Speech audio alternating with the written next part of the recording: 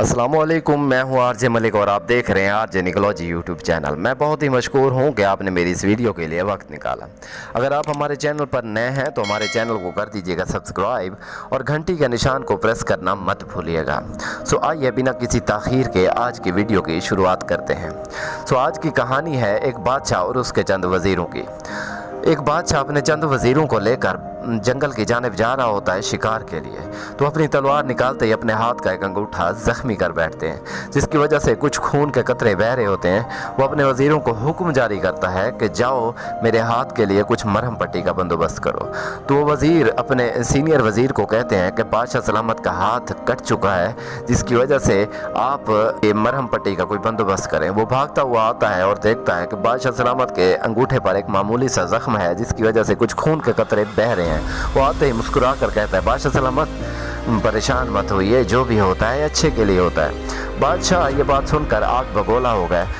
उन्होंने वज़ीर से कहा कि मैंने तुम्हें कहा था कि मेरे हाथ के लिए मरहम पट्टी का बंदोबस्त करो, तुम मुझसे आगे ये बात कर रहे हो कि जो भी होता है अच्छे के लिए होता है। बस वो इस बात को सुनकर आग बगोला हो गए और उसने दूसरे वज़ीरों को हुक्म जारी किया कि इस वज़ीर को पकड़ो और अभी से उल्टा लटका कर इसे कोड़े मारे जाएं और सुबह होते ही इसे फांसी पर लटका दिया जाए। वो वज़ीर चुप हो जाता है और बस वो ये बात कहकर घोड़े पर सवार होकर अकेले ही जंगल की जानिब शिकार के लिए निकल पड़ते हैं।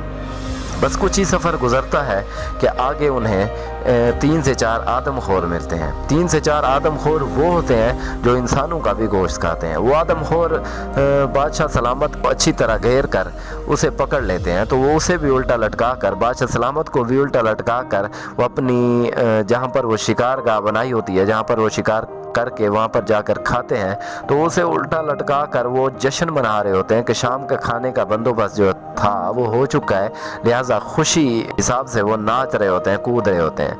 तो बस वो नाचते नाचते एक आदमखोर की निगाह उस बादशाह सलामत के अंगूठे पर पड़ी जो ज़ख्मी होता है, जिससे खून अभी भी बह रहा था। तो उसने जब देखा तो ये खून बह रहा है, उसने करीब जाकर उससे तस्दीक की कि ये वाकई खून ही है या कोई और हमारे साथ खेल खेला जा रहा है। तो उसने जाकर करीब देखा तो वो वाकई में खून था। तो उसने दूसरे अपने आदमखोर साथियों को की तरफ मुताले किया और कहा कि ये देखो, ये तो पहले से ही ज़ख्मी है। और याद रखिए, आदमखोर जो होते हैं वो ज़ख्मी शिकार को कभी भी अपना शिकार नहीं बनाते। तो उन्होंने जब ये देखा तो उन्होंने फ़ैसला किया कि ये शिकार हमारा नहीं है, तो इसे छोड़ दिया जाए। तो उसे छोड़ देते हैं और बादशाह जब उनसे छूट कर उनसे निकल रहा होता है तो बादशाह की आंखों से आंसू आ जाते हैं और वो वही बात सोचता है कि उस वज़ीर की बात तो सच निकली कि जो भी होता है अच्छे के लिए होता है। तो उसने अपने घोड़े को अपने कबीले की तरफ भगाया, स्पीड के साथ भगाया और उसकी अब कोशिश थी कि मैं उस वज़ीर की जान बचाऊं जिसने ये बात मुझसे कही थी।